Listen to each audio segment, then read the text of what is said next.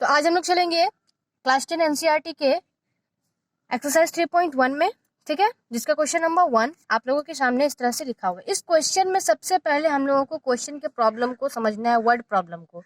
ये चैप्टर पूरी तरह से वर्ड प्रॉब्लम वाला चैप्टर है, ठीक है। इसके आगे बहुत सारा मेथड आता है, उसको हम लोग बाद में डिस्कशन करेंगे। पहले हम लोग 3.1 को डिस्कशन कर लेते हैं, ठीक है। यहाँ पर लिखता है आफ्ताब अपनी पुत्री से कहता है, ठीक है, याद रखिएगा, जो तुलना करेगा उस पर ध्यान देना है। आफ्ताब अपनी पुत्री से कहता है, क्या कहता है कि 7 वर्ष पूर्व मैं तुमसे 7 गुनी आयु का था। तो बताइए यहाँ पर तुलना किससे किया जा रहा है? तो पुत्री से किया जा रहा है। तो जिससे भी तुलना किया जाएगा उसको याद रखना है आप लोगों को। मैं बार बार बता रही हूँ, जिससे तुलना किया जाएगा उसको याद रखना। तो यहाँ पे तुलना किससे कर रहा है? पिता अपनी पुत्री से, ठीक है। तो यहाँ पर ना हमको आफ्ताब का उम्र मालूम है और ना ही उसकी पुत्री का उम्र मालूम है, ठीक है। तो हम लोग यहाँ पर मान लेंगे, सपोज दैट, कि आफ्ताब के पुत्री की वर्तमान आयु x, आप चाहे तो आफ्ताब का भी वर्तमान आयु x मान सकते हो और उसकी पुत्री का y मान सकते हो। इसमें कोई भी गड़बड़ी वाली बात नहीं है, ठीक है। किसी को भी x और किसी को भी y मान लेंगे, लेकिन दोनों को मानना ही होगा क्योंकि दोनों में से किसी का भी आयु खुल करके क्वेश्चन में नहीं बताया गया है, ठीक है। इतना कर लेने के बाद हम लोग यहाँ पर लिखते हैं, इसलिए प्रश्नानुसार, यानी कि अकॉर्डिंग टू क्वेश्चन, जिस अनुसार से प्रश्न बोलेगा उसी अनुसार से हम लोग काम करेंगे। तो प्रश्न क्या बोल रहा है? 7 वर्ष पूर्व मैं तुमसे 7 गुनी आयु का था। तो बताइए, अगर आज मेरी आयु 20 वर्ष है तो 7 वर्ष पहले मेरी आयु कितनी थी?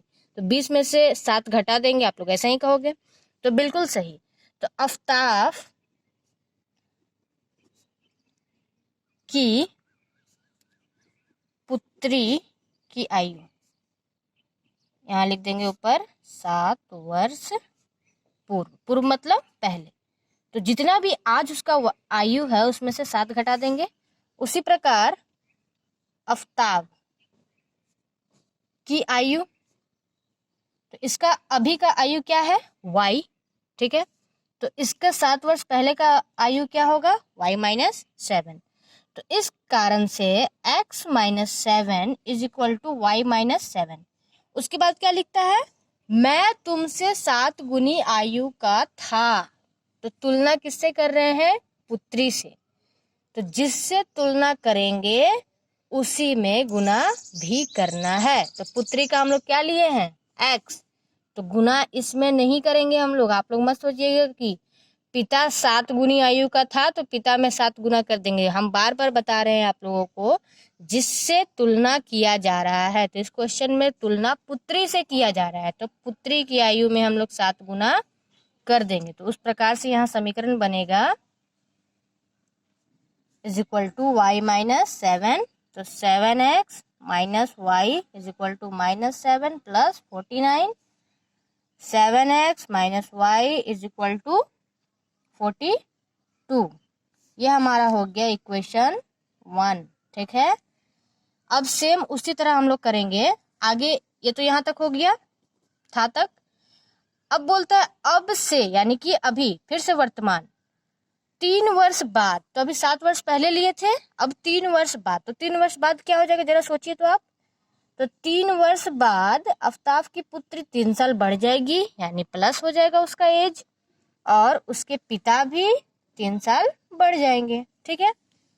लेकिन आगे क्या बोल रहा है? 3 गुनी आयु का रह जाऊंगा। फिर यहाँ पे तुलना किससे कर रहा है? पुत्री से। तो तुलना जिससे किया जाए उसमें हम लोग मल्टीप्लाई करेंगे, ना कि पिता में, ठीक है। तो यहाँ पर 3 गुनी कर देंगे।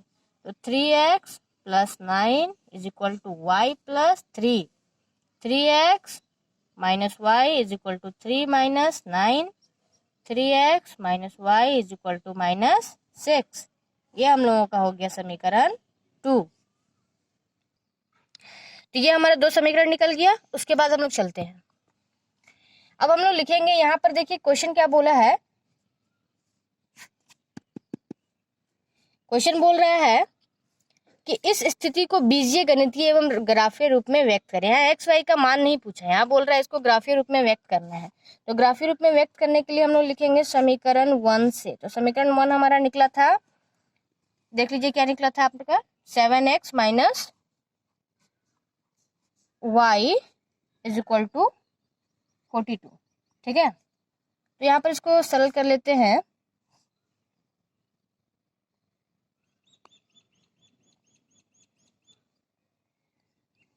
Seven x minus y is equal to 42 निकल गया।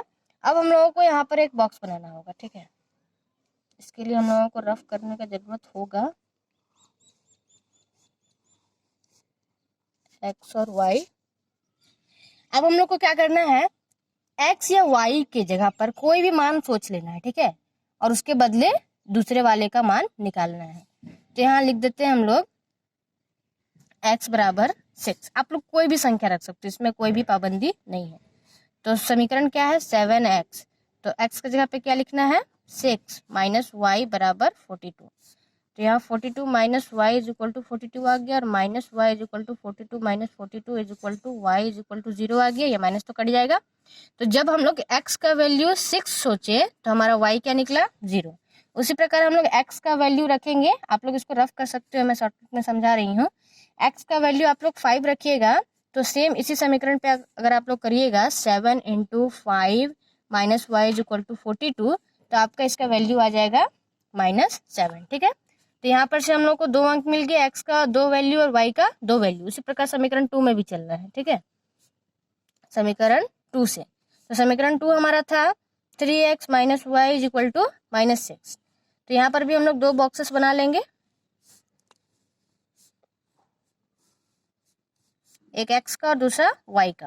तो यहाँ पर हम लोग अगर x का मान रख देंगे, x बराबर 0 रख देंगे ना, तो देखते हैं y बराबर क्या निकलता है। 3 into 0 minus y is equal to -6, 0 minus y is equal to -6, minus y is equal to -6 plus -0, तो आ जाएगा हमारा 6। माइनस माइनस कट हो जाएगा, सॉरी यहाँ माइनस बच जाएगा ना, यहाँ माइनस बच जाएगा, और ये वाला जो माइनस है ये माइनस और ये माइनस कट हो जाएगा। तो जब हम लोग x का मान 0 रखे तो 6 आया, और इसी प्रकार अगर -2 रखेंगे हम लोग इसका मान, तो ये आ जाएगा 0। यानी कि जब हम लोग 3 इंटू -2 रखेंगे तो यहाँ पर y का मान 0 आ जाएगा। ठीक है, आप लोग इतना करके देख लीजिएगा, मैं शॉर्ट में समझा रही हूँ। अब हम लोग के पास ये 2 बॉक्सेस मिल चुका है, इसको हम लोग यहाँ पर एक जगह लिख देंगे ताकि मुझे बनाने में आसानी हो।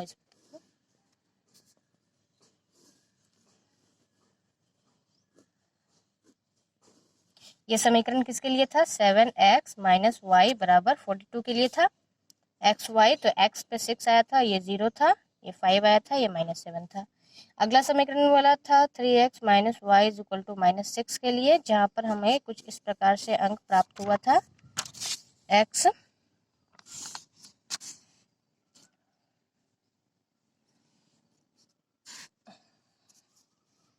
और y 0, 6 और -2 और 0 प्राप्त हुआ।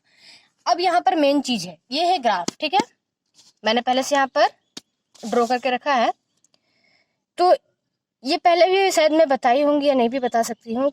तो इस लाइन को हम लोग को इस टाइप से खींचना है। ठीक है, इधर x होता है, इधर -x होता है, इधर y होता है, इधर -y होता है। ठीक है, यानी कि लेफ्ट और नीचे के साइड माइनस में होता है। सॉरी, यहाँ माइनस देना भूल गई मैं, माइनस दे देती हूँ।